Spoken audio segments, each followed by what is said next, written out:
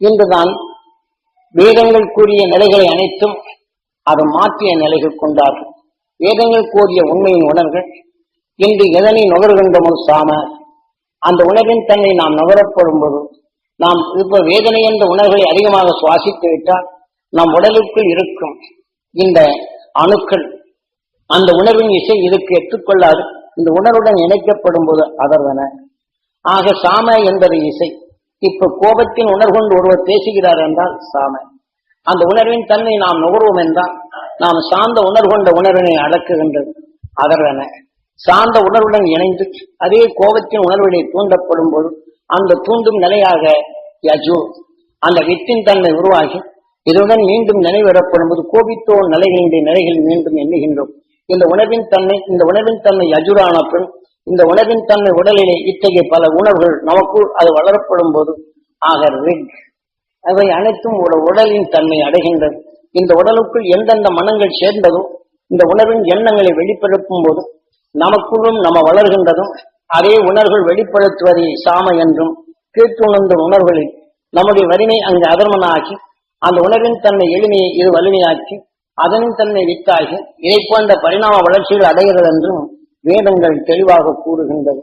இதன் வெளிப்படித்தான் அருண் ஞானிகள் தான் எவ்வாறு வாழ வேண்டும் என்று கண்டுணர்ந்த அகசியம் மனிதனின் வாழ்க்கையில் தீமைகளை வென்றவன், நஞ்சினை அழித்தவன், நஞ்சினை ஒளியாக்கியவன், அவனின் வெளிப்பட்ட உணர்வுகள் இன்றும் இந்த சூரியனின் ஒளிக்கரைகளால் கவரப்பட்டு இந்த பூமியில் பரவி கொண்டே உள்ளது.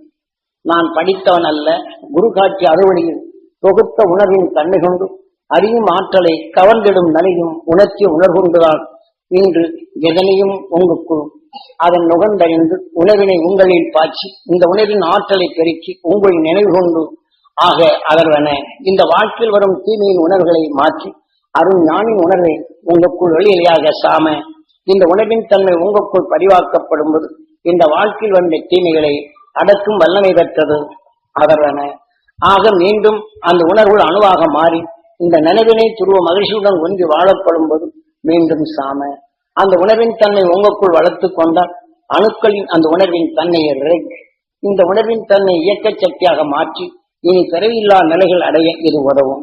ஆகவே அருண் ஞானியின் உணர்வை உங்களில் பெருக்கிக் கொள்ளுங்கள், இதில் சூழ்ந்த உலகிலிருந்து உங்களை நீக்கிக் கொள்ளுங்கள் என்ற நிலைதான் வேதங்கள் கூறிய மறைகளை அரசர்கள் தனக்குள் சாதகமாக்கி இருகூந்த நிலைகளுக்கு அவர்கள் சென்றனர். இன்று எந்த அரசனும் இல்லை. அவனின் வாழ்க்கையில் பூதங்களாகவும் ஏவலின் தன்மை கொண்ட அசுர உணர்வு கொண்ட நிலைகளை தான் உருவாக்கினர். மாற்று அரசன் தாக்கிடும் நிலை வரப்படும் போது அதன் உணர்வின் தன்மை கொண்டு தனக்குள் தேடிய பொருளை பதிக்கும் நிலைகள் வரப்படும் போது பதித்த பின் மாற்று அரசர்கள் அதை வந்து கவர்ந்திடாது அதை எதை படைத்தானோ அவனை அழித்து விடுகின்றார். மந்தர் ஒளிகளை சொல்லி இந்த உணர்வின் தன்மை கொண்டு அந்த உணர்வின் தன்மை இயக்கப்படும் போது அவன் பதிவு செய்த நிலைகள் அவன் பதிந்த பின் அவன் வெளிவருவதற்கு முன் இவனின் உணர்வை பதிவாக்கி இது சுதந்து சோமபானம் என்ற விஷம் கலந்த உணவினை அவனுக்கு உணவாக ஊற்றி இந்த நினைவினை பெருக்கி அவனை அந்த இரக்கத்தில் மரணம் அடைய செய்யும்போது எதனும் உணர்வலைகள் அங்கே பதிந்ததோ அது பூதம் காக்கிற என்ற நிலையும் சில காலம் அதனின் உணர்வுகள் வரும். ஆக எதிர்வொலியின் தன்மை கொண்டு ஒரு மூச்சலைகள் பட்டால் அவன் எதனின் உருவை காட்டி உணவின் நிலை கொண்டு உன்னை காக்கும் தெய்வமாக இது காக்கும் என்று இந்த உடலை பலியிட்டானோ இதன் உணர்வின் கோபமாக எழுந்தருளும். இந்த பொருளை தேடி செல்வன் உணர்வுகளும் அதே உணர்வில் பயம் ஊட்டி இந்த உணர்வின் தன்னை இந்த உடலை அழித்துவிடும். புதைகள் தேட செல்வோர் உணர்வுகளும் இதுதான். ஆகவே அரசர்கள் செய்த படும் தவறுகளிலிருந்து நாம் மீளுதல் வேண்டும். இனி நமக்குள் விஞ்ஞான அறிவு கண்டு கொண்ட பின் அவன் அணுவை ஒன்றுடன் இணைத்து இன்னொரு அணுவின் சேர்க்கப்படும் போது ஆக மனித உருவத்தை உருவாக்க முடியும் என்று எண்ணுகின்றான். ஆக பந்தின் உணர்வின் திசுக்களை எடுத்து அந்த உணவின் மற்ற திசுக்களை எடுத்து நாம் சுரபிகள் அதாவது சுவாசத்தைகளில் இந்த மனித உணர்வின் இந்த திசுக்களும் எடுத்து இன்றைய எளிய முறைகளில் பண்டின் நிலைகளில் இந்த திசுக்களை எடுத்து அது வளர்க்கப்பட்டு ஆக மனிதன் ஒத்த உணர்வின் அணுக்களை மாற்றி அதன் உணர்வின் துணை கொண்டு உறுப்புகளை உருவாக்கி அந்த உறுப்பவே மனிதனின் உடலில் இயக்கி இன்று சுவாசப்பைகள் இதை போன்ற கிட்னி போன்ற உணர்வுகளின் நிலைகளையும் இந்த திசுக்களை மாற்றும் தன்மை கொண்டு விஞ்ஞானிகள் கண்டு கொண்டுள்ளார்கள், பரிசித்து பார்த்து கொண்டு உள்ளார்கள்.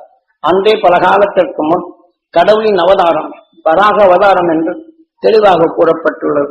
நாம் எதை எதையெல்லாம் கூர்மையாக பார்த்ததும் அந்த உணர்வின் வலிமை பெற்று பரிணாம வளர்ச்சியாகி நாம் பல தீமைகளில் விடுபடும் உணர்வை அதிகரித்த நிலைகள்தான் எதை கூர்மையாக பெற்றதோ அதன் வலிமைதான் வராதன் என்றும் இப்படி பெற்றதுதான் பண்பு. ஆக தனக்குள் பெற்ற உணர்வுகள் தான் மூச்சு விடும் உணர்வை கொண்டு மற்ற உயிரினங்கள் தன் நுகரின் தன்மையை ஊடுருவும் போது தீமைகளை பிளந்து தான் ஒளிய நலை கொண்டு பொருளை காணுவது போன்றும் பன்றியோ சாக்கடைக்குள் இருக்கும் நிலையும் மண்ணுக்குள் மறைந்த உணர்வுகளை மூச்சினை பாய்ச்சி இந்த உணர்வினை பிளந்து அதற்குள் ஒரு நறுமணத்தை நுகர்ந்து அதன் உணர்வை அதை தனக்குள் உணவாக எடுத்துக் கொள்ளும் திறன் பெற்றது.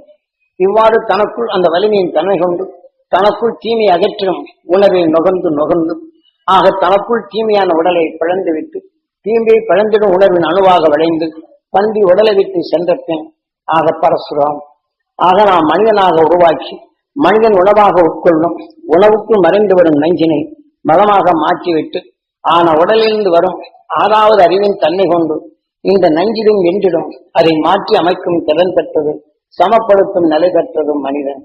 ஆகவே நாம் உணவாக உட்கொள்ளும் உணவுக்குள் மறைந்துள்ள அந்த நஞ்சினை நம் உடல் மலமாக மாற்றுகின்றது.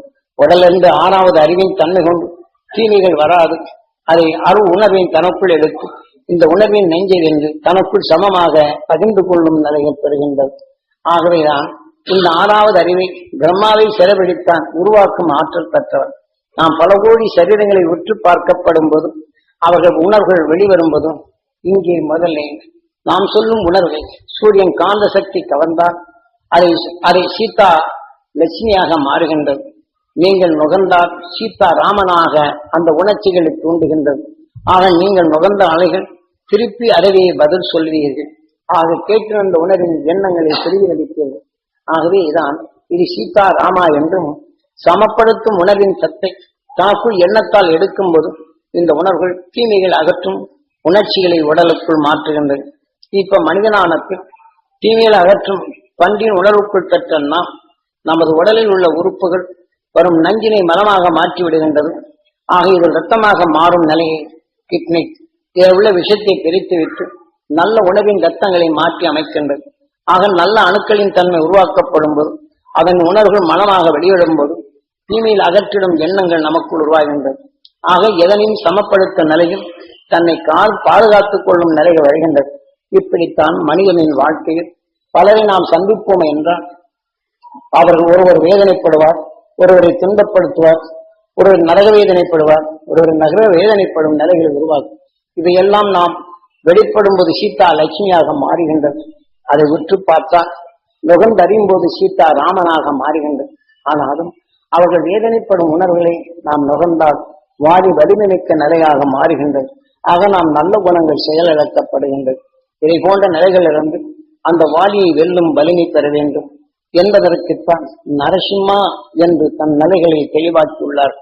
ஆக ஆறாவது அறிவின் தன்மை கொண்டு நஞ்சினை வென்று உணர்வின் தன்மையை கணவனும் மனைவியும் விண்ணுலக ஆற்றலை தனக்குள் நுகர்ந்து நஞ்சினை வென்றிடும் உணர்வின் ஒளியாக மாற்றி இருவுயிரும் ஒன்றாகி இருவுணர்வும் ஒன்றாகி எண்ணத்தை கூர்மையாக்கி எதன் எல்லையை படைத்தனரோ அந்த எல்லையிலிருந்து நுகர்ந்த உணர்வை இருவரும் ஒளியாக்கி இந்த உணர்வின் வலிமை கொண்ட பின் இது உயிரும் ஒன்றாகி உணர்வு ஒன்றாகி உடலவிற்று சென்ற பின் இன்றும் துருவ நட்சத்திரமாக இருக்கின்றான். அதனின்று வெளிப்படும் உணர்வினை சூரியன் காந்த சக்தி கவர்ந்து அலைகளாக மாற்றும் போது அதற்குத்தான் காரணப்பெயர் சுக்ரீவன் என்று.